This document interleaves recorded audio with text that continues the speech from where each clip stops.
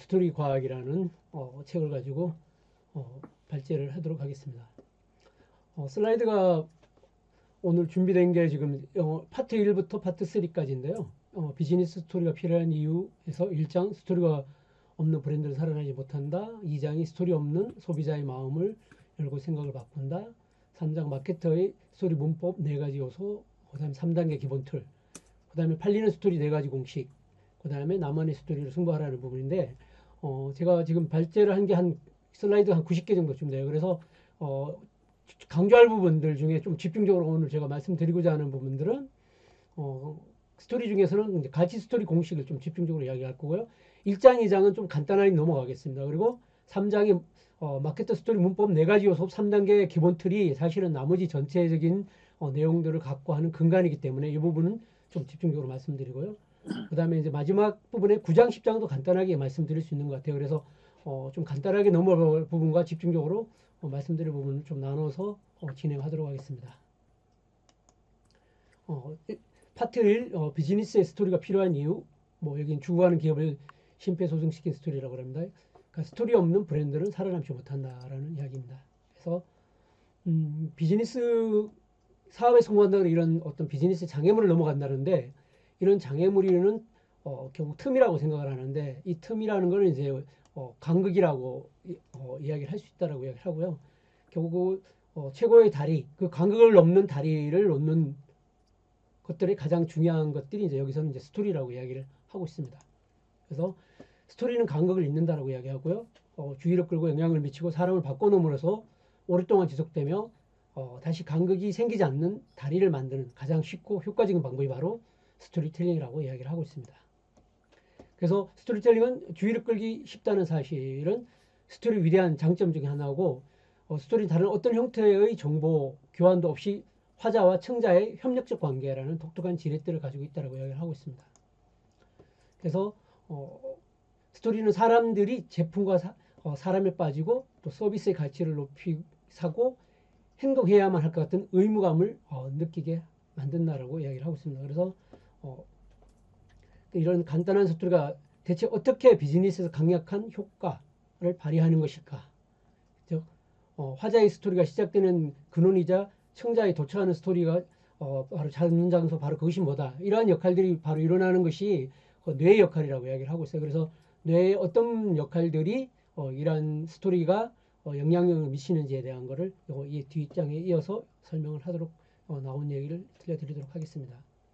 2장 스토리는 소비자의 마음을 열고 생각을 바꾼다라고 이야기를 하고 있습니다. 여기 잭이라는 분이 옥시토신이라는 것을 발굴해냈는데 옥시토신이란 포유류의 뇌의 시상 하부에서 만들어지는 신경화학 물질이라고 이야기를 합니다. 그래서 옥시토신이 신뢰를 통해서 뇌에서 합성되며 상호작용을 붙든다는 것을 과학적으로 증명을 해낸 것 같습니다. 그래서 이런 옥시토신은 우리가 유대감을 형성하고 서로 신뢰하고 사랑할 수 있게끔 도와준다라고 이야기를 하고 있고요. 바로 이런 옥시토신은 사람들의 행동을 변화시키기에 시작했다라고 이야기를 하고 있습니다. 그래서 어떤 부분의 스토리텔링을 통해서 거기에 기부를 더 참여하게 하는 그런 공감대를 만들어내고 신뢰를 하게 하고 기부를 더 하게 하는 이런 역할에 큰 영향을 미친다라고 이야기를 하고 있습니다. 그래서 결국 영향력을 행사하려면 사람을 매료시켜야 된다고 합니다. 바로 이 스토리는 이런 문제를 해결해 준다라고 이야기를 하고 있습니다. 그래서 스토리는 주의를 끌고 신뢰를 통해 사람들 사이에 유대감을 강화한다라고 이야기를 하고 있고요. 결국 스토리텔러의 뇌와 그 다음에 청자의 뇌를 동기화될 수 있다라고 이야기하고요. 이런 스토리는 우리가 서로에게 호감을 가지게 하는 수준에 그치지 않고 스토리는 우리를 비슷해지게 만든다는 겁니다. 그러니까 잭은 스토리에 집중해 스토리 속의 캐릭터와 정서적으로 연결되면 마치 스토리 속에 들어간 듯한 경험을 듣는 청자가 하게 된다는 거죠. 그래서 스토리 뒤 이제 그 부분과 관련해서 뒤에 이제 계속 그런 장치들을 만드는 요소들을 계속 설명을 하는데 스토리를 듣는 과정에 그 스토리 내용을 공감하게 되고 지금 나도 그런 순간 경험에 대한 거를 일치하면서 이런 동기화되는 과정들을 겪게 된다라고 이야기를 자세하게 대가면 설명을 하고 있습니다. 그래서 스토리에 의해 뇌에서 분비되는 옥시토신은 홈이라고 하는 또 다른 회로를 활성화시킨다고 이야기하는데요. 이 회로를 강화하는 신경화학 물질이 바로 도파민이라고 도파민을 사용한다고 이야기합니다. 그래서 스토리가 지속적인 효과를 낼 수 있는 것은 바로 우리가 스토리 형식으로 제대로 된 내용을 더 잘 기억하고 있기 때문이라고 이야기합니다. 사실 이제 아까 서두에 최 교수님이 이야기를 했지만 저도 요즘 이제 이렇게 북토방을 하면서 작년에 제가 발제를 한 게 한 11권 정도 되는데 이렇게 돌이켜 보면은 그 책이 이렇게 몇 번 읽고 발제를 이렇게 제가 이제 이 책을 발제하는데 어제 오늘까지 거의 한 20시간 이상을 제가 투자를 해서 발제를 했어요. 그래서 근데 이렇게까지 발제하고 또 발표까지 했지만 한 달 지나고 나면은 사실 거기에 기억이 남는 것들은 경험했던 부분이 오히려 더 남거든요. 그러니까 이게 우리가 꼭 이런 발제뿐만 아니라 우리가 기존에 과거에 돌이켜 보면은 결국 사람들은 결국 스토리를 갖고 기억하는 부분들이 훨씬 더 기억 저장소에 오래 남는 것 같아요. 자, 그래서 스토리가 신경계에 미치는 영향을 연구해 본 결과 스토리가 뇌의 주의를 끌고 뇌에 영향력을 미치고 뇌를 영구적으로 바꿔놓는 힘을 발휘하려면 두 가지 핵심 요소가 필요하다고 이야기를 하고 있습니다. 그래서 첫째는 실제로 스토리가 있어야 한다는 점이고 두 번째는 좋은 스토리를 활용해야 된다는 질문입니다. 그랬을 때 스토리란 정확히 무엇이고 어떻게 해야 훌륭한 스토리가 되는지를 이어서 이야기를 다음 장에서 쭉 집중적으로 이야기를 해드립니다. 그래서 마케터의 스토리 문법 네 가지 요소와 3단계 기본 틀입니다. 사실 이 네 가지 요소와 3단계 기본 틀을 이해하게 되면은 사실 누구나 스토리를 가지고 스토리텔링을 할 수 있고 또 앞에서 말씀드린 것처럼 그렇게 청자를 공감을 만들어내고 또 행동하게 만드는 요소를 실현할 수 있다라고 이야기를 하고 있습니다. 그래서 사실 이제 제가 스토리텔링과 관련해서 여러 책을 읽었지만 이 책의 가장 이제 큰 차별점은 뭐냐면 전문적인 어떤 그런 기획자나 아니면 또 이런 영상을 만드는 사람이나 아니면 또 여러 가지 애니메이션을 만드는 사람들이 이런 전문적인 작가들이나 이런 사람 아닌 아주 일반인들도 누구나 지금 여기에 제공하는 네 가지 요소와 세 가지 기본 틀에 대한 이해만 있다면 바로 좋은 스토리를 만들 수 있다라는 부분들에 대해서 쉽게 설명을 하고 있습니다. 그래서 여러분도 한번 주목을 해서 보시면 좋을 것 같고요. 제가 이 책을 요약하면서 일부러 사례들은 다 뺐습니다. 왜 그랬냐면은 사례는 여러분들이 직접 책을 사서 이 책을 제가 드리는 설명을 요약해 드리는 걸 한번 보시고 한번 관심이 있다 그러면 책을 사서 사례는 꼭 읽어보시기 바랍니다. 사례가 정말 풍부하고 재밌게 많이 나와 있으니까 그거는 직접 한번 책을 구매를 하셔갖고 보시면 좋을 것 같아요. 자, 네 가지 요소, 그 다음에 세 가지 기본 틀을 이야기를 하는데요.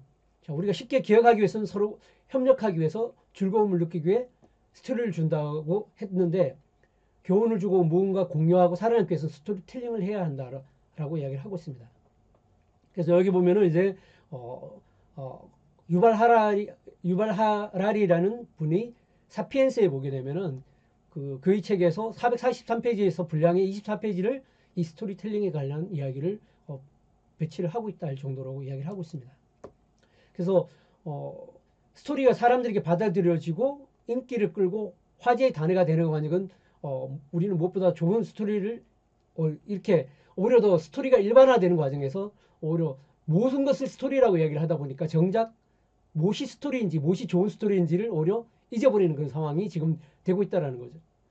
그래서 가끔 실제로 스토리텔링을 활용해 사업을 한다. 그런데 그 과정에서 스토리는 마치 브랜드처럼 알려지고 있다는 거죠. 그러니까 많이 혼용돼 쓰고 있다는 겁니다. 여러 가지 형태들을 기업적으로 활용하는 많은 마케팅 활동들 자체를 스토리라고 이야기를 하고 있다는 겁니다. 모든 게 다 스토리가 될 수 없다는 사실을 잊고 말았다고 이야기를 하고 있고요. 그래서 여기서 하나의 사례를 들었는데 2년치 슈퍼볼 광고를 분석을 했는데 상위에 하위를 나눴는데 상위에 있는 거는 이런 섹시함이나 유머, 유명인 출연이나 귀여운 강아지보다도 더 상위에 노출된 거 핵심은 뭐냐면 강력한 건 스토리였다고 합니다. 그래서 상위 순위에 든 광고는 하나같이 훌륭한 스토리를 담고 있었다. 그래서 바로 이 질문이 나온다. 그래서 대체 훌륭한 스토리가 뭔데? 라는 질문을 가지고 거기에 답을 찾고 있습니다. 그래서 진짜 스토리를 들려주려고 셰익스피어가 될 필요는 없다는 겁니다. 이제 제대로 된 스토리를 만들고 스토리텔링을 하기 위해서는 여기 있는 셰익스피어나 아니면 스필버그 감독, 해밍웨이처럼 될 필요가 전혀 없다라는 겁니다. 그래서 훌륭한 스토리의 4가지 구성 요소.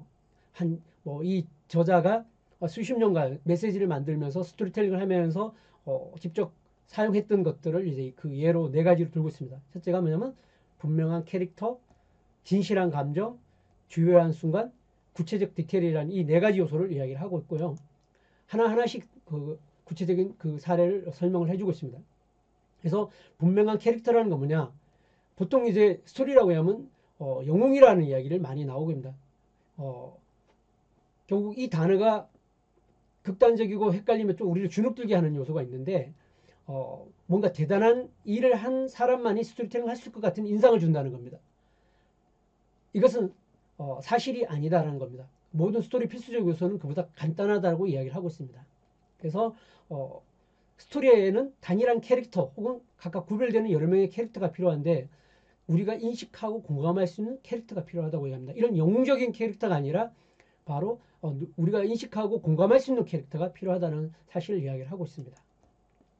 그래서 여기서 이런 이야기를 하고 있습니다. 회사에서 하는 소프트웨어가 캐릭터가 아니다. 비누는 캐릭터가 아니다 이야기하고요.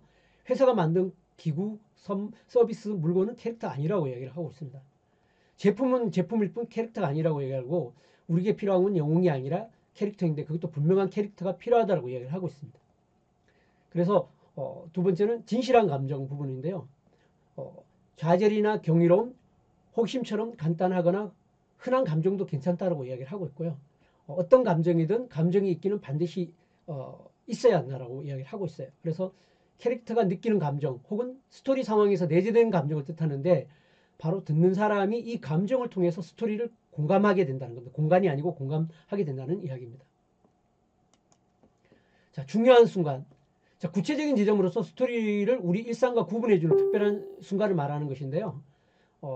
결국 경험이나 생각의 특정한 부분에 집중할 수도 있다는 겁니다. 그래서 크고 넓은 게 아닌 작고 세세한 거라고 이야기를 해요. 이 부분이 이제 각각 중요하게 이제 스토리를 설명하면서 뒤에 계속 반복적으로 나오기 때문에 제가 뭐 간단하게 부분만 설명을 하고 넘어가겠습니다. 그래서 흥미진진한 스토리는 구체적인 순간과 물리적인 공간이 포함되어 있다. 이러한 이유는 뭐냐면은 바로 스토리텔러와 그 다음에 스토리텔링을 듣는 사람들의 공감을 일치화시키는 것들인 그래서 아주 구체적인 사례를 통해서 맞아 나도 저런 사례를 겪었지 맞아 저건 맞아라는 공감을 끌어낼 수 있는 요소들이 바로 지점들이 이런 구체적인 순간과 물리적 공간이 포함되는 것들을 통해서 공감을 일치를 시킬 수 있다는 부분입니다. 여기서 밑에 바로 나오는 그런 과정을 공동 창조 과정이라고 이야기를 합니다. 그래서 청자가 자신의 마음속에 하나의 스토리를 적극적으로 만들어내므로 해서 스토리를 더 오래 기억하도록 하는 과정을 말하는 건데 이거는 화자가 말하는 내용을 그대로 받아들이는 게 아니라 그 화자가 말하는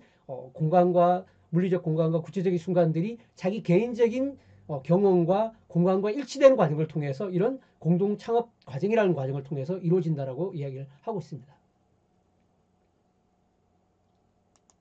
자, 그래서 그 다음에 구체적인 디테일. 구체적인 디테일이라는 정확한 대상을 자세히 묘사하는 것으로 때로는 예기치 못한 디테일이나 상상력을 하는 것도 포함된다는 겁니다. 디테일을 하나씩 넣을 때마다 화자가 자신을 잘 이해하고 있다는 것을 깨닫게 되고 관객, 화자의 메시지 사이에 튼튼한 연결고리가 형성된다라고 이야기를 하고 있습니다. 자, 스토리 힘. 자, 스토리가 아무 요소도 포함하지 않는 스토리보다도 더 흥미진진하고 재미나고 기억하기 쉬우며 설득력 있고 마음을 사로잡는다고 대답했습니다. 자, 그래서 뭐 버드와이저가 예를 들었는데 결국 이런 스토리란 터무니없는 갈등이나 복잡한 여정도 필요 없다라고 이야기를 하고요. 우리는 그저 캐릭터, 감정, 중요한 순간 한두 가지의 디테일로 친숙한 느낌만 조성하면 된다라고 이야기하고요. 그럼 63% 사람들이 당신의 메시지를 설득력 있게 받아들일 것이라고 여기서는 이야기를 하고 있습니다. 여기서 이제 4가지 요소 3단계 기본 틀에서 여기 3단계 기본 틀에 해당되는 스텔라 스토리텔링 기본이라고 해서 모든 스토리가 시작과 중간과 끝이 있듯이 여기서는 제시하는 것이 뭐냐면 기준과 폭발과 새로운 기준이라는 요소입니다. 앞에서 설명했던 4가지 요소와 그다음 지금 이제 설명할 기준, 폭발, 새로운 기준이라는 이 3가지 단계를 통해서 결국 스토리텔링을 만들어가는 것이라고 이야기를 하고 있고요. 여기서 이제 기준이란 형편없는 스토리에는 공통점이 있다라고 이야기를 합니다. 근본적인 원인, 단 하나의 실수로 기결되는데 바로 그것이 첫 번째의 조건인 기준을 빠뜨린다라고 이야기를 하고 있습니다. 그래서 고객의 관심을 갖고 감정을 이입할 만한 훌륭한 스토리를 들려주면 전략적으로 시작하는 것은 중요하다라고 이야기를 하고 있고요. 자, 기준을 세우는 것이라고 이야기를 합니다. 기준을 세울 때는 시간을 들여서라도 스토리의 핵심적 요소를 포함시켜야 한다라고 이야기하고 있고요.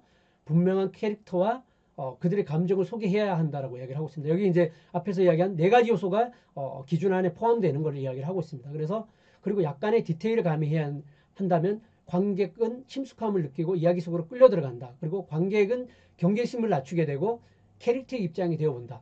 저 사람은 어떤 사람인지 안다. 그래, 무슨 이야기인지 알아. 맞아. 왜 저렇게 느끼는지 알겠어. 라는 이런 공감들을 끌어낼 수 있다라고 이야기합니다. 폭발. 그 스토리는 폭발이라는 해프닝을 의미한다라고 이야기를 하고 있고요. 폭발이는 어떤 변화가 일어나는 순간이라는 사실입니다. 그래서 폭발은 스토리 속에 상황이 기준대로 진행되다 갑자기 달라지는 지점을 폭발이라고 이야기를 하고 있습니다. 그래서 아까 본 기준이라는 건 지금의 상태를 이야기하는 거고요. 폭발은 뭔가 무슨 일이 벌어지는 상황을 이야기를 하는 거고요. 새로운 기준이라는 이런 벌어진 상황을 통해서 내 기준들이 어떻게 변화를 하게 되고 경험하게 되고 어떤 달라진 요소에 대한 것들 그리고 새롭게 바라보는 것들 이런 것들을 이제 표현하는 게 새로운 기준이라고 보시면 될 것 같습니다. 그래서 새로운 기준 폭발 이후의 삶이 어떠한지 관객에게 털어놓는 겁니다. 지금 내가 무엇을 아는지 왜 더 현명해지고 강해졌는지 그들과 나는 어떻게 달라졌는지 혹은 달라지고자 노력하고 있는 중에 대한 것들에 대한 새로운 기준들을 이야기를 하고 한다라고 하는 겁니다. 그래서 이런 폭발을 통해서 발생된 경험이나 아니면 그 과정을 통해서 새로운 기준을 자신의 새로운 기준들을 공유를 하는 겁니다. 비즈니스 스토리가 가치를 갖는 것은 바로 이 새로운 기준 덕분이라고 이야기를 하는 겁니다. 자, 미션 선언문은 절대 스토리가 아니다고 이야기하고요. 브랜드도 스토리가 아니다. 마케팅 용어는 스토리가 아니다. 스토리는 복잡할 필요가 없고 또 몇몇 캐릭터를 소개하고 특정한 장면을 묘사하면서 구체적인 디테일과 그에 얽힌 감정을 전달하면 스토리는 분명 성공할 것이라고 이야기를 하고 있습니다. 그래서 그렇게 어렵게 복잡한 과정을 거치지 않더라도 충분히 성공적인 그런 영향력 있는 결과를 만들어 스토리를 만들 수 있다라고 이야기를 합니다. 그게 바로 이 네 가지 요소와 3단계 기본 틀인데 거기에 대한 사례들은 자세히 나와 있으니까요. 한번 책들을 참고해 주시면 좋을 것 같아요. 자, 4장 팔리는 스토리의 네 가지 공식, 가치 스토리 공식. 네 가지 스토리 공식인데 첫 번째 가치 스토리 공식입니다. 자, 가치 스토리 공식. 사실 이제 저는 이제 이 가치 스토리 공식을 정리를 하면서 제가 이제 회사에서 새로운 제품을 런칭을 앞두고 있거든요. 2월달 런칭을 앞두고 있으면서 각종 온라인 사이트에 새로 런칭하는 제품을 어떻게 지금 이제 런칭하고 컨셉을 잡고 스토리 라인을 잡고 또 구성을 할 것인가에 대해서 세계 이제 고민을 하고 있고 그 컨셉 잡는 작업을 중에 있습니다. 사실 이제 그런 과정에 이 가치 스토리 공식을 쭉 정리를 하면서 상당히 많은 사실 문제 의식과 다시 새롭게 접근할 관점들을 많이 사실 얻게 되는 그런 또 계기가 됐었습니다. 결국 가치 스토리 공식이란 뭐냐면은 비즈니스 첫 번째 간극인 바로 가치에 대한 간극을 해소하는데요. 이 간극이란 뭐냐? 문제와 해결을 가치 사이에 놓인 간극 또는 고객이 느끼는 가치와 제품 사이에 놓인 간격.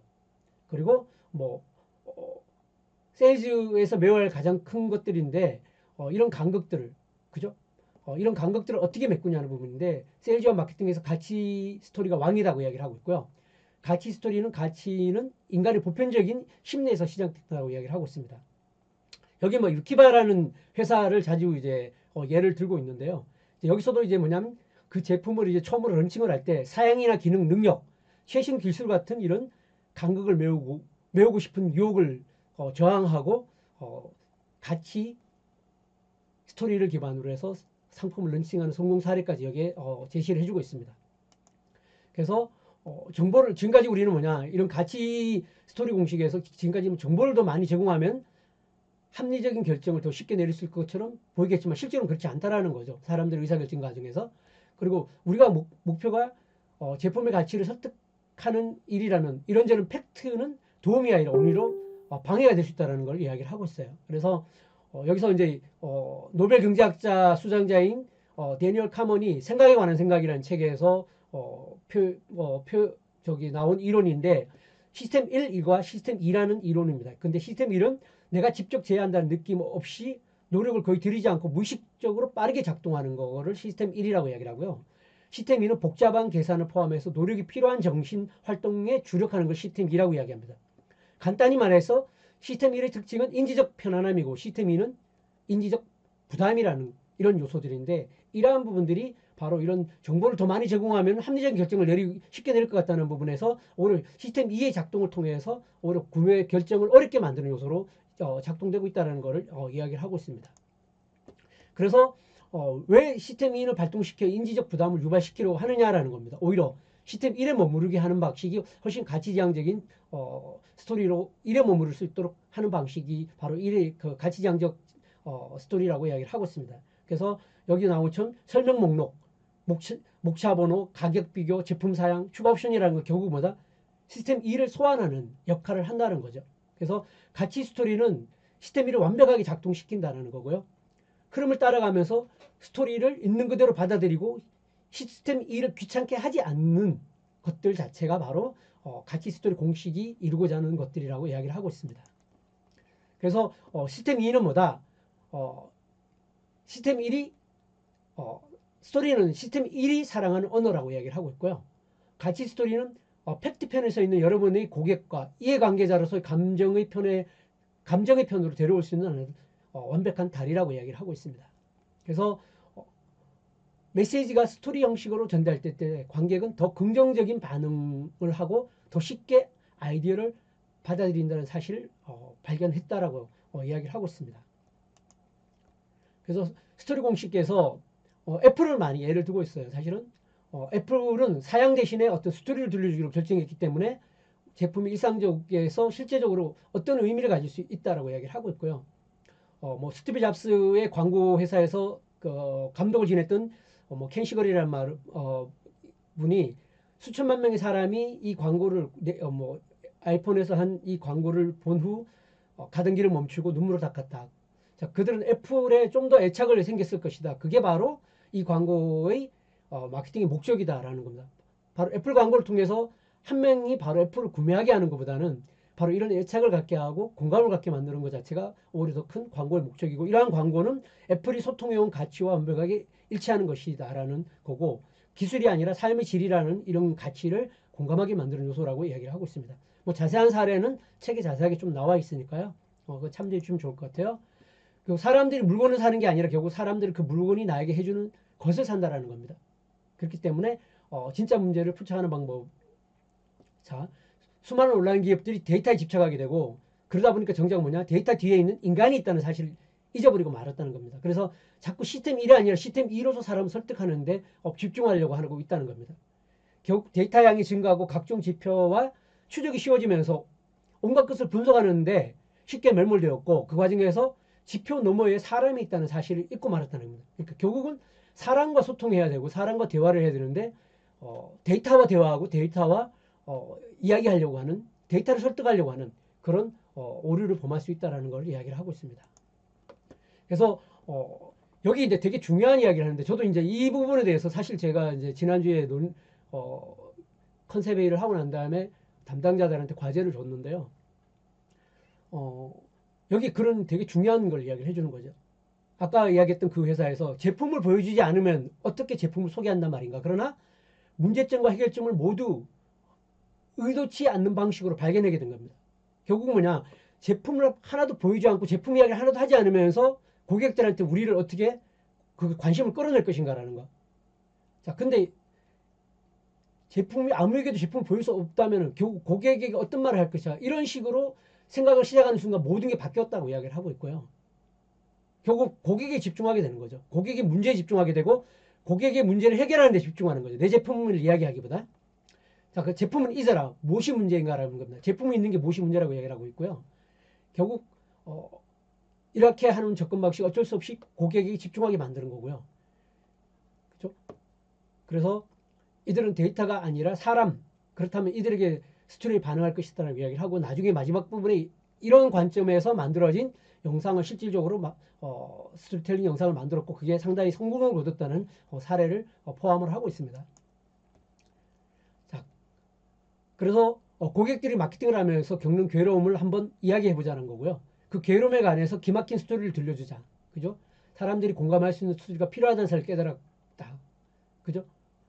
자, 그래서 정반대로 하고 싶은 유혹이 어마어마하게 많았다는 거죠. 이 회사 같은 경우도 시스템 2에 해당되는 그런 논리와 그죠? 그다음에 설득 이런 쪽을 초점을 갖고 만들고 싶었지만 결국 이런 궁지에 못달려서 선택할 수 있는 거였는데 그런 선택들을 하게 됐고 그 선택을 하는 과정을 실행한 과정 많은 어려움들이 있었다는 겁니다. 이제 그래서 만들어진 게 여기 언바운스가 내놓은 것이 바로 당신은 마케팅이라는 것을 내놨고요. 그 다음에 그게 뭐 상당한 성과를 거뒀다라고 사례는 들고 있습니다. 자, 이 책에서 뭐 실질적인 문제를 다루느라 양적인 부분을 등한시한 게 아닌가를 걱정하는 그런 것들이 있을 수 있다라고 이야기하면서 시스템 1에도 시스템 2가 필요하다고 이야기를 하고 있습니다. 여기 이제 예를 재밌게 들었는데 아이들이 약을 먹지 않겠다고 우기게 되면은 약에 설탕 한 숟가락을 탄다라고 이야기를 하고 있고요. 강아지를 키우는 사람은 강아지가 약을 줄 때는 땅콩버터 속에 숨긴다는 겁니다. 그러니까 결국 뭐냐면 우리도 데이터나 논리, 요점의 정보를 스토리 속에 잘 응축시켜야 된다는 겁니다. 첫 번째 1 시스템에 집중하되 그 1 시스템 안에 데이터를 이런 요점을 숨기는 것들이 필요하다는 것들을 이야기를 하고 있고요. 공식은 간단하다고 이야기를 합니다. 시작은 스토리다. 사람을 끌어들이고 사로잡고 아마 사려고 하는 마음을 먹었다고 1 시스템을 믿게 하라는 것들이 기본이고요. 그리고 그 후에 정보를 끼워 넣으라고 이야기하라는 것을 이야기를 하고 있습니다. 자, 그래서 스토리텔링의 기본을 완벽하게 해부하기 부분입니다. 자, 여기서 이제 고객은 그것을 해결하기 위한 힘겹게 애쓰고 더 나은 방법 찾아간다는 게 기준이라는 거고요.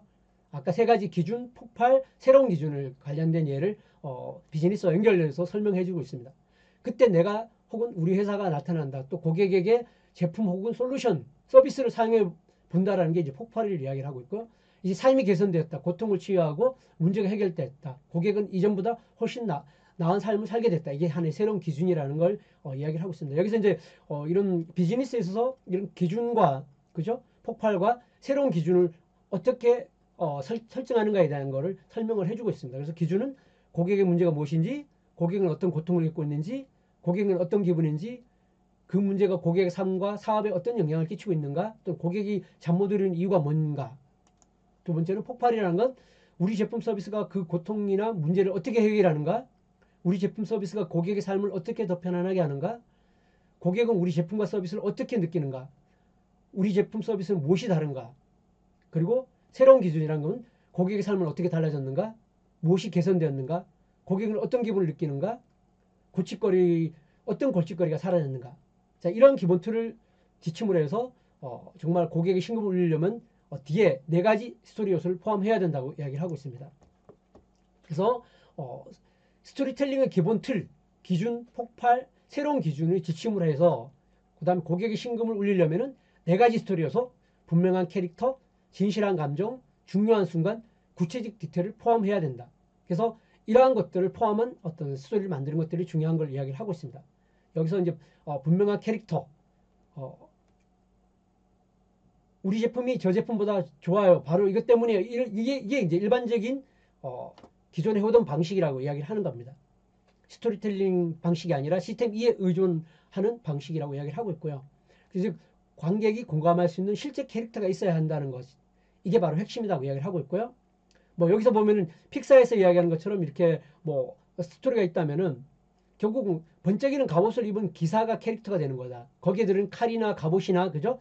이런 것들 용은 캐릭터가 아니라는 거죠. 그죠? 결국 그걸 입고 용을 물리치는 기사가 바로 핵심 캐릭터라고 이야기를 하는 겁니다. 그래서 용을 물리치는 거지 기사는 칼이 아니다라고 이야기를 하고 있고요.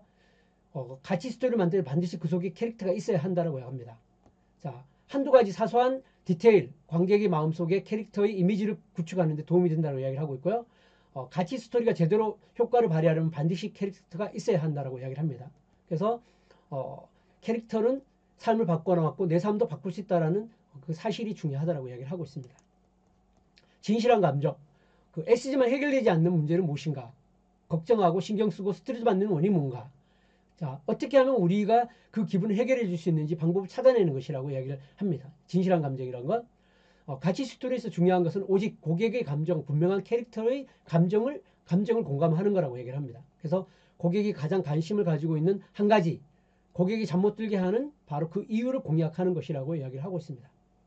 그리고 무엇보다 실제로 대화를 나눠보면 고객이 더 깊이 이해할 수 있을 뿐만 아니라 두 가지 스토리 요소를 포함해야 되는지를 통찰력을 얻을 수 있다고 이야기를 하고 있습니다. 자, 중요한 스토리, 중요한 순간, 관객에게 구체적이고 생생한 느낌을 주는 것이 중요한 순간이라고 이야기를 하고 있고요. 구체적인 날짜, 시간을 제시하여 관객이 언제 이 일이 일어났는지 정확히 알 수 있게 했다라는 겁니다. 그래서 상황의 기준에 따라서 흘러가다가 중요한 순간에 갑자기 바뀐다고 이야기를 하고 있습니다.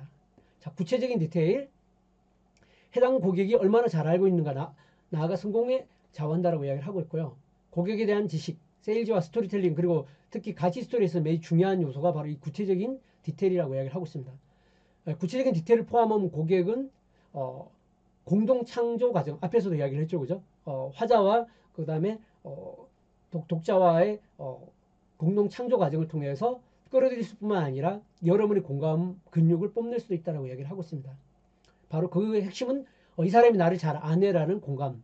그리고 나도 겪어봤고 내 나름대로의 경험 속에과 그런 일체감들을 가지면서 이런 공동 창조 과정들을 만들어낸다고 이야기합니다. 그러므로 해서 오래 기억되고 오랫동안 또 그 기억이 남을 수 있도록 하는 요소라고 이야기를 하고 있습니다.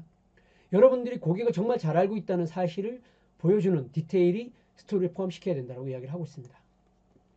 가치 스토리의 진정한 가치, 결국 제품이나 서비스를 제공하고자 돕고자 하는 사람에게 초점을 맞춘다면 결국은 캐릭터의 중심이 제품이나 서비스나 회사가 아니라, 그죠? 돕고자 하는 사람의 초점을 맞춘다면 더 이상 김 빠지는 비효과적인 마케팅으로 고민할 일은 없을 거라고 이야기를 하고 있습니다. 자, 가치 스토리라는 것은 바로 사업체가 크든 작든 매출이 많든 더 많이 올릴 수 있고 더 좋은 마케팅을 펼치고 싶다면 이 가치 스토리를 한번 시작해보자라고 이야기를 하고 있습니다. 제5장 창업자의 스토리 공식. 창업자의 스토리 공식은 좀 간단하게 넘어가겠습니다. 이거는 창업자가 창업을 할 때 어떻게 스토리 공식을 해야 될 것인가라는 걸 중심으로 이야기를 하고 있습니다. 자, 그래서 모든 창업자 스토리 공식은 결국 창업자의 눈에는 반짝반짝하기 전에도 시작하는 스토리가 있다라고 이야기를 하고 있고요. 창업자의 스토리는 내가 돋볼 수 있고 나와 잠재 고객 사이의 간극을 이을 가장 좋은 방법이라고 합니다. 이 간극은 투자자일 수도 있고, 그죠? 또 신규 직원을 채용하는 걸 수도 있고, 이런 거라고 얘기를 했습니다. 자, 투자자의 간극을 잇는 창업자 스토리. 에어비앤비 예를 많이 들었습니다. 저도 이제 이 책을 통해서 에어비앤비가 어떻게 탄생했는지를 알았는데, 그 LA에서 급격하게 이제 두 분이 방을 살았는데, 결국 자기 방을 쪼개서 다른 사람한테 빌려주면서 매트리스 2개를 깔아놓고 빌려주면서 그 아이디어를 얻게 됐고, 그 아이디어로 출발해서 에어비앤비의 아이디어가 탄생했다는 걸 이야기를 하고 있습니다. 그래서 당신을 홍보하라. 숫자만으로 충분한 건 없다라고 이야기를 하고 있고요. 결국 우린 대부분 뭐냐, 창업자들이나 사업자들은 숫자를 가지고 결국은 설득을 하려고 하는 겁니다. ROI나 KPI나, 그죠? 수익률이나 이런 걸 가지고 이제 이야기를 하려고 그러지만 이 숫자만은 충분한 경우가 없다라고 이야기를 하고요. 결국 창업자의 스토리가 적지 않은 역할을 할 수 있다는 걸 보여주고 있습니다. 창업자가 스토리를 했다면 그걸 들려주면 창업자의 진심을 투자자에게 확실시킬 수 있다라고 이야기를 하고 있고요. 스토리는 차별화의 최종 병기라고 이야기를 하고 있습니다. 자, 그리고 창업자의 스토리 함정 4가지라고 그래서 첫 번째가 창업자 스토리와 가치 스토리를 헷갈린다고 이야기하는데, 창업자의 스토리는 가치 스토리가 아니라고 이야기를 합니다. 창업자의 스토리는 말 그대로 창업자에 관한 것이라고 이야기를 하고 있고요. 가치 스토리가 겹칠 수도 있고 또는 제품을 보여주는 내용이 있지만 오직 제품에 관한 것이 되어버리면 그 창업자 스토리라고 할 수 없다고 이야기를 하고 있고요. 창업사의 스토리를 들려줄 때 당신은 그 무엇보다도 당신 자신을 홍보해야 된다고, 그 창업자 자신을 홍보해야 된다는 것, 그것에 대해서 되게 중요한 가치를 두어야 한다고 이야기를 하고 있습니다. 두 번째, 매번 같은 이야기를 하는데 지쳐버리다, 이런 이야기인데요. 스토리도 가끔 지루하게 느낄 때가 있다는 겁니다. 그러면 결국 생각의 중심을 벗어나 고객의 그 관심을 옮겨보면 이러한 부분에 대한 새로운 요소를 찾을 수 있다고 이야기를 하고요. 그 다음 저는 창업자가 아닌데, 예를 들어서 창업자가 아닌 직원이 만약에 창업 스토리를 이야기할 때는 결국은 여기 뭐 4번째 직원이라도 창업자 스토리를 알고 있다면 그 이야기를 들려줘도 괜찮다고 이야기를 하고 있습니다. 그 시작할 때 어떻게 한다? 우리 회사가 어떻게 시작되었는지 그 이야기를 들었던 날을 생각하면 이런 식으로 통해서도 직원을 통해서도 그 창업자 스토리를 이야기할 수 있다고 이야기를 하고 있습니다. 창업자 스토리를 구성하는 이유는 결국 기업가들은 아이디어라는 배에 맞는 선장으로 묘사하기 위해서라고 이야기를 합니다. 그래서 분명한 캐릭터는 당연히 창업자가 돼야 하는 것이 아닌가라고 하는 거고요. 결국 이러한 부분에 당연한 것처럼 보이면 이런 생각이 수많은 창업자를 꼬이게 하는 요소라고 이야기를 합니다. 그래서 이런 투자자, 고객들은 얼굴 없는 회사가 아니라 스토리 속에 창업자와 같은 캐릭터를 넣는 것을 중요하고 그것이 바로 위민 전략이 될 수 있다고 이야기를 하고 있습니다. 이 창업자 스토리 공식에서 진실한 감정은 결국 스토리에 감정이 들어가야 하는 이유는 관객에게 닿고 흥미진진하고 오래 기억 남기 때문인데 당신의 경험한 좌절이나 배신, 의심 같은 부정적 감정도 포함하라고 이야기를 했습니다. 오히려 이런 부정적 감정들이 오히려 더 신뢰감을 갖게 한다는 요소를 이야기를 하고 있고요. 여기서 이제 계속 강조하는 거는 고객들에게 당신이 사람이라는 게 중요하다라고 사람이라고 느끼게 하는 게 중요한 요소라고 이야기를 하고 있습니다. 그래서 창업자 스토리는 일괄되어야 하며 관객이 누구든 간에 당신의 감정이 스토리의 일부에 남아있게 해야 된다고 이야기를 하고 있습니다. 그 다음 중요한 순간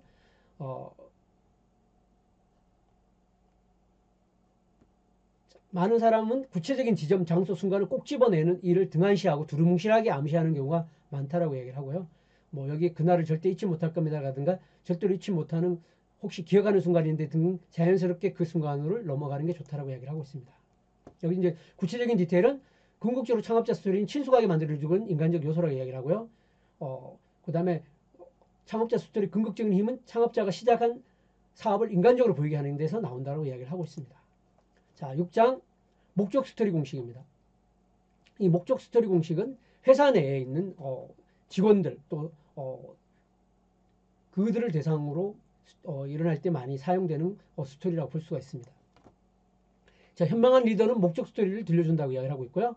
우리는 사람들이 조직의 거래 목적보다 초월적인 목적에서 훨씬 큰 동기를 부여받는다는 걸 알고 있고요. 목적 스토리의 핵심은 리더가 직원과의 간극을 잇는 방법이라고 이야기를 하고 있습니다.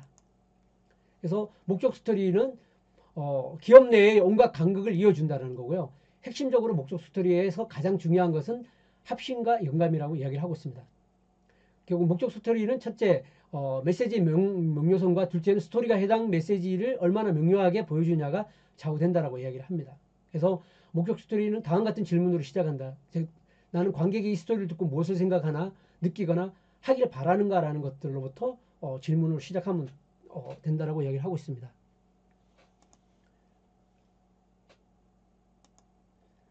자, 여기도 분명한 캐릭터, 목적 스토리는 분명한 캐릭터는 대부분 스토리텔러 자신이라고 이야기를 하고 있고요.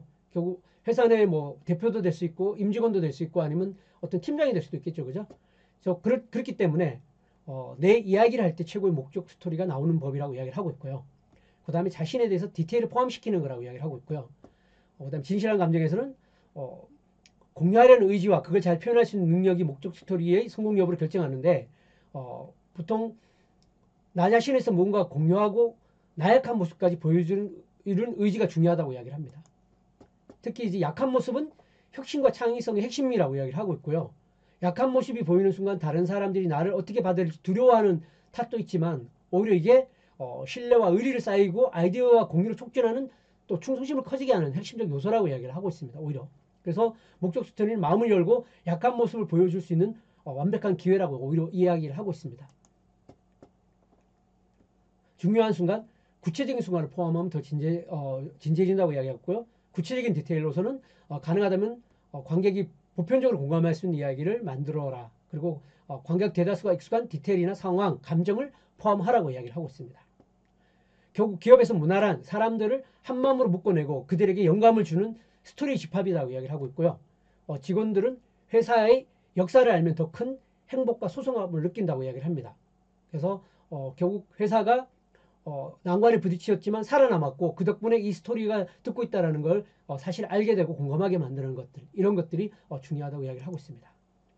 제7장 고객 스토리 공식, 고객 스토리 부분입니다. 이 부분도 여러분들도 한번 좀 주의 깊게 들으면 공감할 수 있는 부분 같아요. 고객이 알아서 입소문을 내게 하는 법입니다. 자, 앞에 스토리가 다른 게 고객 스토리는 내가 통제할 수 있는 요소는 아니죠. 그죠? 내가 통제할 수 있는 요소는 아닙니다.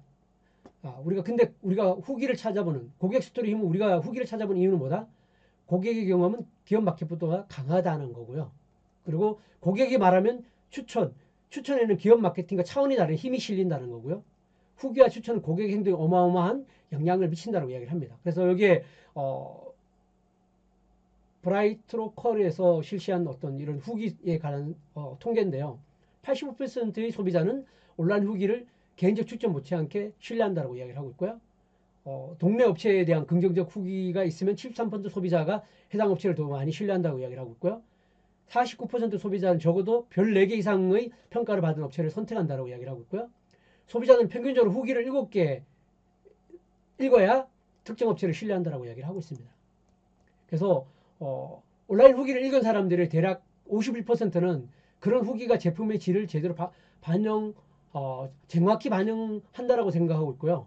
나머지 49%는 온라인 후기가 진실되지 않을 그런 요소들이 있다라고 생각을 하고 있다고 합니다.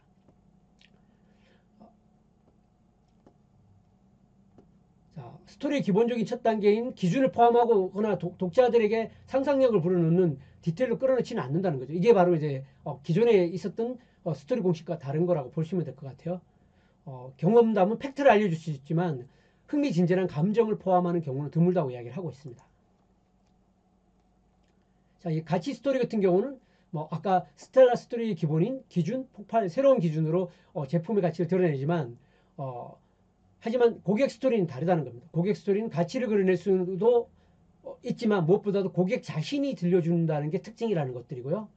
가치 스토리는 없고 고객 스토리만 있는 중요한 차이점이 바로 이런 내재된 신비성이 있기 때문에 그 영향이 크다라고 이야기를 하고 있습니다. 이 고객 스토리가 더 믿을만한 이유는 뭐냐? 판매자가 들려주는 스토리는 과연 믿어도 될까라는 지워지지 않는 의문을 없애주기 때문이라고 이야기를 하고 있습니다. 자, 그래서 이런 스토리를 확보하는 방법은 가장 좋은 것은 고객에게 직접 요청을 한다는 겁니다. 저 같은 와디즈 진행을 하면서 각종 캠페인이나 이벤트를 하면서 와디즈의 커뮤니티에 이런 고객 스토리 요청을 했는데요. 그분들한테 경품을 결고한다고 그분들이 결코 그냥 좋은 걸 써주지는 않아요. 정말 쓴소리, 고운소리 진짜 경험한 대로 올리더라고요. 예, 그런 걸 보면서 요즘 이런 서포터들이 이런 고객들한테 요청을 했을 때 써주는 것 자체가 그냥 마냥 좋은 거를 쓰지를 절대 않더라고요. 근데 그게 훨씬 신뢰감이 있는 요소로 작용을 하는 건 직접 경험을 했습니다. 자, 우리가 스토리를 원하는 이유는 효과가 훨씬 좋기 때문인 거고요. 아마 고객 스토리는 우리가 사용할 수 있는 가장 쉬우면서 강력한 스토리 유형이 될 거라고 이야기를 하고 있습니다. 자, 그리고 고객의 빈 공간을 스토리로 넣으라고 이야기를 하는데, 자, 고객이 넣을 공간들은 여러분 보시면은 그런 공간들은 웹사이트, 뉴스레터, 영상 뭐 이런 여러 가지든 어디든 좋다라고 이야기를 하고 있습니다. 자, 분명한 캐릭터. 자, 어떻게 해야 스토리를 들려주는 관객을 공감하고 신뢰할 수 있는 캐릭터 바꿔놓을 수 있을까? 자, 사람들이 믿을 수 있는 캐릭터를 만들려면 좀 더 어설픈 구석이 있어야 된다고 이야기를 하고요. 너무 이렇게 완벽한 것 같은 경우는 오히려 신뢰하지 않는다는 거. 뭐 동영상이든 글이든 마찬가지죠, 그죠? 예. 그리고 진실한 감정. 자, 장점은 단어 하나 안에 진짜 감정이 숨쉬고 있다는 것이라는 거죠. 고객 스토리는. 자, 고객은 우리 제품이나 서비스를 경험하고 느낀 감정보다 더 가치 있는 것은 경험 전의 감정이라고 하는 겁니다. 그렇게 경험 전에 고객 감정이 어떤 건지에 대한 걸 파악하는 게 중요하다고 이야기를 하고 있고요. 중요한 순간, 저희 제품 처음 시도해본 곳은 어디였는지, 뭐 이런 질문들을 자연스럽게 뭔가 후기를 달 때 그냥 방치하는 게 아니라 고객들과 자기 경험을 드러낼 수 있도록 하는 거를 자연스럽게 질문 속에 담아서 제시를 하는 겁니다. 그것도 자세한 사례가 책에는 나와 있습니다. 그래서 저희 제품 처음 시도해본 곳은 어디였나요? 뭐 저희 서비스를 처음 들은 장소는 어디였나요? 이런 걸 통해서 중요한 순간을 오히려 파악을 한다는 겁니다. 구체적 디테일, 고객이 독특한 경험을 구체적으로 들어볼 기회라고 이야기를 하고 있고요. 그리고 어떤 디테일이 공동 창업왕을 일으키는가? 고객의 스토리를 내 마음대로 통제할 수 없다는 사실 하나만으로도 어려운 작업이 될 수 있다고 하고요. 고객 스토리는 내 것이 아니라 고객의 것이라는 것을 명시하는 것들이 중요하다고 이야기를 하고 있습니다. 자, 8장 나에게도 스토리가 있을까? 처음부터 이제 이건 중요한 내용들이고요. 사실 이제 이 장 자체가 기존의 스토리텔링 책과 많이 다른 하나의 장이라고 볼 수가 있습니다. 자, 처음부터 나에게 들려줄 스토리가 없다고 단정 지어버리는 습관 때문이라는 겁니다. 자, 그걸 자기 경험을 통해서 스토리가 크든 작든 비극적이든 사랑스럽든 진짜이기만 하면 사람들은 그 스토리에 공감을 한다는 겁니다. 그래서 나는 아무 스토리도 없는데 진지하게 이렇게 대답하는 분들이 생각보다 많다는 겁니다. 하지만 자신은 모르지만 옆에서 들었을 때 정말 너무나 소중하고 강력한 스토리를 누구나 다 갖고 있다라고 이야기를 하고 있어요. 그래서 나에게 스토리가 없다는 생각 때문에 사실 아무 스토리도 들려주지 않고 있다면 장난컨대 그것은 완전히 잘못된 생각이라고 이야기를 하고 있습니다. 그래서 첫 번째 단계는 스토리를 수집하는 거고요. 두 번째는 일단 스토리 아이디어를 만들어내는 것이라고 이야기를 하고 있습니다. 그래서 두 번째 단계 스토리를 선택하는 겁니다. 아이디어를 수집하고 그 다음에 선택하는 겁니다. 자, 좋은 스토리를 수집과 선택하는 것이 결합돼야 된다고 이야기를 하고 있고요. 이런 스토리 아이디어를 만들 때 명사를 활용하는 것에 대한 사례가 좀 다양히 나와 있는데 그 부분 책을 통해서 사례가 나와 있으니까 참고하시면 될 것 같아요. 그래서 사람의 장소나 물건, 사건 같은 목록을 만들어라고 이야기하고요. 하나씩 적어 내려가다 보면 마음의 여유 갖고 하면 명사와 관련된 추억이 떠오른다고 생각을 하고 있어요. 그 다음에 스토리를 찾아내는데 어려움을 겪고 있다면 전달하고 싶은 메시지와 관련된 명사를 한번 찾아보라고 이야기를 하고 있습니다. 그래서 첫 번째 경험을 떠올려봐라. 고객의 항의나 질문 목록을 만들어라. 메시지가 실현되는 상황을 찾아보라. 자신에게 질문을 던져라. 뭐 이런 여러 가지 요소를 통해서 스토리를 발굴하는 요소를 사례를 보여드리고 있습니다. 스토리가 없다는 거짓말. 이 저자가 이런 이야기를 하고 있습니다. 어느 책에 가치가 있는 삶을 살았어야 남에게 들려줄 스토리가 있다고 했다라고 합니다. 만약 남들에게 들려줄 스토리가 없다면 변변치 못한 삶을 살았다는 의미였다라는 책을 보고 그 책을 집어 던졌답니다. 이건 한마디로 말해서 거짓말이라는 겁니다. 자, 여러분들의 삶에는 스토리가 가득하다라고 이야기를 하고 있고요. 그거는 스토리가 없다고 생각한다는 것은 실제로 스토리가 없어서가 아니라 내 이야기는 내 귀에 스토리처럼 들리지 않기 때문이라는 겁니다. 그래서 자신에 관한 얘기는 그냥 평범한 일상처럼 들리게 마련인 것이 사람의 심리라는 거죠. 자, 그래서 그런 거를 극복해내는 것들이 더 중요하다고 이야기를 하고 있습니다. 자, 스토리 선택, 스토리 찾아내기 위해서는 두 번째 단계가 필요하다고 하고 있고요. 상황에 딱 맞는 스토리를 고르는 일이 필요하고요. 세일즈와 마케팅을 원한다면 가치 스토리를 선택하고 차별하기를 원한다면 창업자 스토리를 선택하고 그죠? 참여를 유도하고 싶다면 목적 스토리를 선택하고 그죠? 그 다음에 신뢰도를 높이고 싶다면 고객 스토리를 선택하는 겁니다. 그래서 지금 가장 필요한 스토리가 뭔지를 먼저 자문해보는 게 필요하다고 이야기를 하고 있습니다. 그래서 스토리를 찾아내는 것만 충분하지 않다는 거고요. 관객, 스토리를 들려줄 땐 스토리 자체가 목적이 아니라는 사실을 기억해야 되는데 이 스토리를 누구에게 들려줄 것인가? 그죠? 그들은 무엇을 생각하고 느끼고 알고 하기를 바라는가? 이 두 질문에 대한 답을 스토리 선택 과정의 핵심 요소라고 이야기를 하고 있습니다. 그래서 핵심적으로 관객과 나의 목표가 만나는 지점을 아는 것이 가장 중요하다고 이야기를 하고 있습니다. 자, 새로운 스토리 찾아내는 일에는 나만큼이나 중독되기를 자기만큼 중독되기를 바란다고 이야기를 하고 있고요. 경이로움을 느끼는 모든 순간들을 스토리라고 이야기를 하고 있습니다. 그러니 보거나 듣거나 목격하는 일들은 늘 평상시에 메모해두는 것 습관을 갖는다면 여러분도 스토리를 충분히 다양하게 가질 수 있다고 이야기를 합니다. 자, 9장. 자, 내 스토리도 사람이 들어줄까? 자, 그 다음에 해야 될 것은 흥미진진한 이야기들 스토리를 다듬는 일인데요.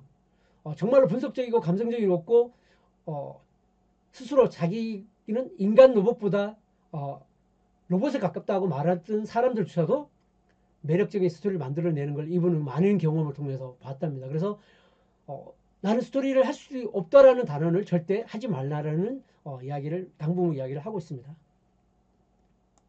그래서 스토리텔링의 기본 틀, 기준, 폭발, 새로운 기준을 하는 부분이고요. 그래서 폭발이라는 건 세 단계로 구성된 스토리를 중간에 해당되지만 스토리는 이곳에서부터 시작돼야 된다는 거고요. 스토리 준비를 할 때는 이 폭발부터 시작하라는 이야기입니다.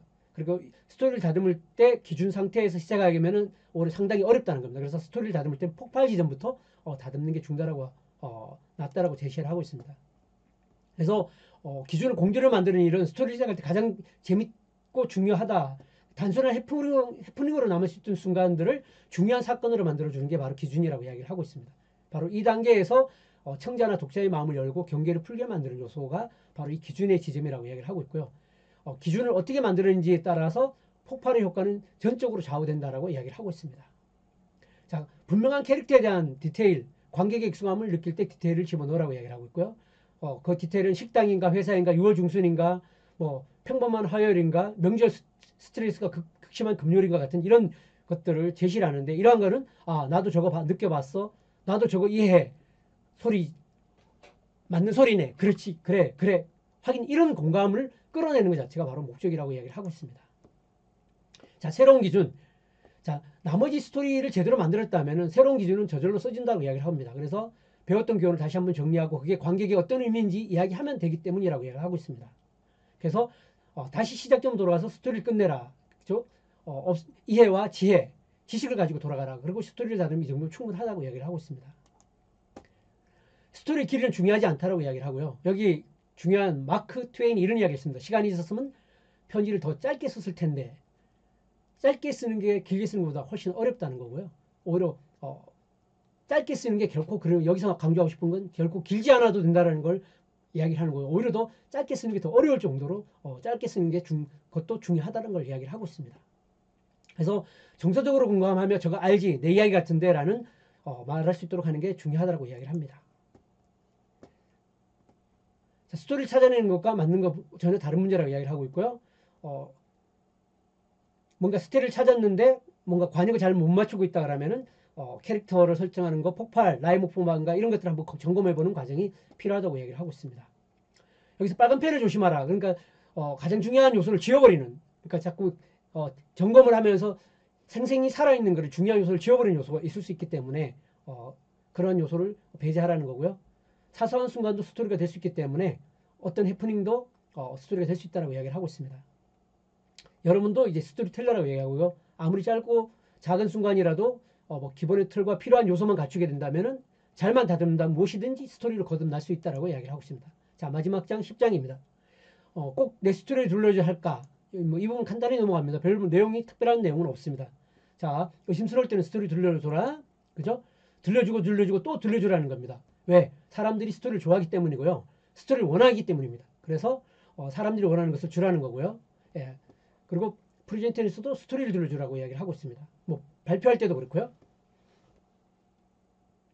그리고 듣고 싶어하는 스토리를 하게 되면 사람들은 자연스럽게 몰입하게 되고 끄떡끄떡 팔짱을 낀 걸 풀고 킥킥거리고 농담하는 거를 보게 되는 것이고 그것은 바로 그 강의가 성공하는 하나의 모습이라고 볼 수가 있다고 합니다.